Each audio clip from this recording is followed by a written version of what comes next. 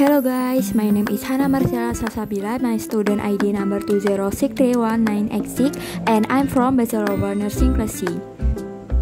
In this video, I will explain about the principles of emergency nursing. Concept of emergency nursing. The term emergency is used for those patients who require immediate action to prevent further deterioration or stabilizing the condition till the availability of the service close to the patient. Principles of emergency nursing. Number 1. Establish a patient airway and provide adequate ventilation. Number 2. Control hemorrhage, prevent and manage shock.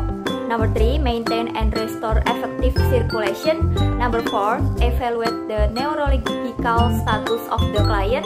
Number 5. Carry out a rapid initial and ongoing physical assessment. Number 6. Start cardiac monitoring. Number 7. Protect and clean wounds. Number 8. Identify significant medical history and allergies. Number 9. Document the findings in medical record. Scope of emergency nursing. Number 1. To provide immediate action to treat the patient. Number 2. For crisis intervention. Number 3. To treat emergency condition irrespective of age group. Number 4. To treat a wide variety of illness or injury situation ranging from short-term to a heart attack. Principles of emergency management and emergency medical service. Early detection, early reporting, early response, good on skincare, care during transportation, transport to definitive care. Emergency triage. Number 1. A subspecialty of emergency nursing which requires specific, comprehensive educational preparation. Number 2. The primary role of the triage nurse is to make acuity and disposition decision and set priorities while maintaining awareness for potentially violent or communicable disease situation. Number 3. Triage is an advanced skill. Emergency nurse spend many hours learning to classify different illness and injuries to ensure that patients most in need of care do not wait to receive it. Number 4. Nurse in the triage area collect crucial initial data, vital signs and history, neurologic assessment findings, and diagnostic data if necessary. Priorities of care and triage category. Number 1. Three-tier triage system. A. Emergent. Patients have the high priority. Their condition are life-threatening and they must be sent immediately. For example, respiratory distress, chest pain with diaphoresis, stroke, active hemorrhage, and unstable vital signs.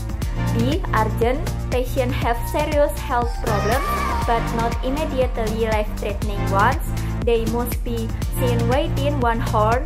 For example, severe abdominal pain, renal colic, displaced or multiple fracture, complex or multiple soft tissue injuries, and new onset respiratory infection, especially pneumonia in older adults. C.